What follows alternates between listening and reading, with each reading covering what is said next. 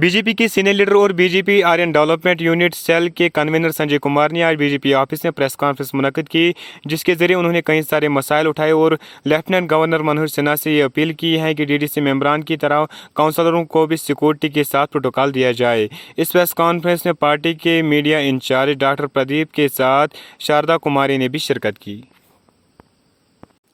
रानक times news network के लिए मैं शाकिर मातू। लेकिन अभी तक उनकी सैंक्शन नहीं हुई है। और जो पिछली सरकारों के समय में ये जो आप जानते हैं कि बहुत सारा कार्य जो है विदाउट टेंडरिंग होता था और एक बहुत बड़ा माफिया था।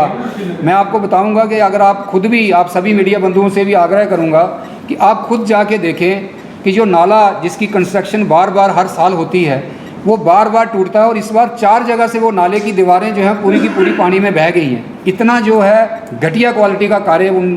नालों का हुआ है और ये एक बहुत बड़ी समस्या थी जिसके कारण ये सारी चीज़ें होती हैं। तभी हम निवेदन कर रहे हैं कि हमें जो है एलजी प्रशासन जो है हमें जो है फंड्स उपलब्ध कराए,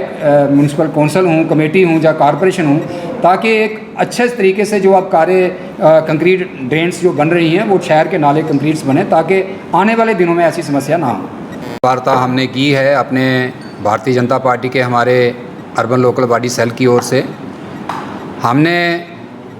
धन्यवाद किया है मोदी सरकार का कि एक धारा 370 और 35 से हटाने के बाद जिस तरह से 73rd 74th अमेंडमेंट जहाँ पे हुई है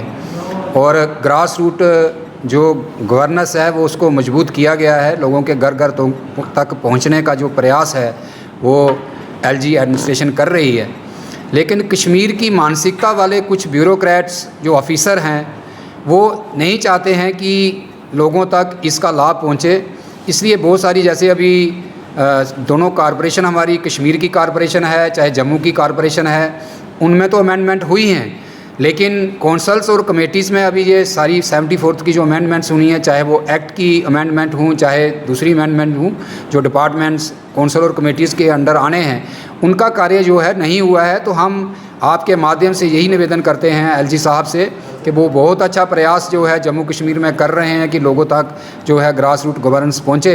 उसको और मजबूत करने के लिए हम उनसे निवेदन करते हैं, एक तो जो फंड्स की कमी है, जैसे 14th फाइनेंस कमीशन का जितना पैसा हम सबको मिलना था वो नहीं मिला है, जो बाकी राशि है वो भी हमें मिले। और इसके साथ साथ जो हमारा इंफ्रास्ट्रक्चर, चाहे वो कौंसल्स का है कमेटीज़ का है, उसको मजबूत किया जाए, ताकि जो ये कार्य करने में दिक्कतें आ रही हैं और जो हमारे पार्षद भाई हैं, जैसे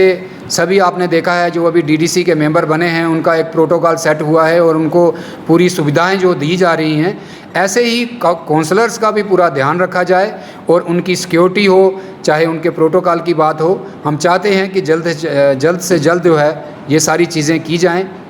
ताकि हम सब मिलके जम्मू कश्मीर को मजबूत करें। और जम्मू कश्मीर मजबूत होगा तो हम सब जानते हैं कि हमारा भारत भी बहुत मजबूत होगा। यही हम आप सबके माध्यम से निवेदन करते हैं। जिस तरह से एक सरपंच को मारा गया है, तो आपको लगता है कि स्कूटी का होनी चाहिए पार्षदों को और सरपंचों को? देखिए, ऐसा है कि कश्मीर में जो हमारे मैक्सिमम जितने भी पंच और सरपंच जीते थे, चाहे हमारे पार्षद जीते थे, उनमें बहुत सारे लोगों को सिक्योरिटी वहाँ पे है। लेकिन सिक्योरिटी होने के बाद भी ऐसी घटनाएं जो होती हैं, क्योंकि आपने देखा होगा 5 अगस्त को जिस तरह से पूरे देश में एक तिरंगामय माहौल था, वैसा ही माहौल इस बार पहली बार कश्मीर में देखने को मिला है। और इसी फ्रस्ट्रेशन में आके जो ये आतंकवादी हैं, जिनकी मैं कहूँगा जो एंटी नेशनल्स लोग हैं, जिनकी ये दुकानें बंद हो गई हैं, तो वो पूरा प्रयास करते हैं कि ऐसी घटनाएं करें ताकि कहीं ना कहीं जो एक